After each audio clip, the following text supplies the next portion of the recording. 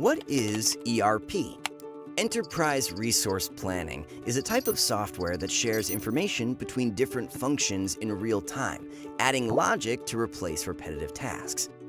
The roots can be found in the 1960s, when manufacturers began developing material requirement planning software, or MRP, to automatically calculate the components to order for a given sales forecast.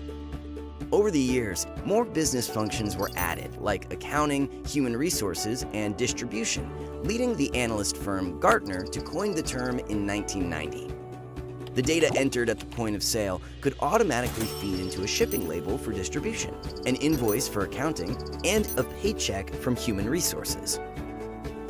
Over the past 3 decades, new technologies such as cloud computing, artificial intelligence, and business networks have both enriched the information that can be shared and extended the collaboration possibilities.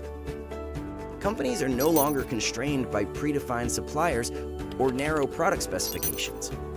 A car manufacturer in Asia can simply post their navigation requirements in a business network, and an unknown supplier on the other side of the world can propose an alternative component based upon completely new technology, leading to a cooler car than anyone could have imagined.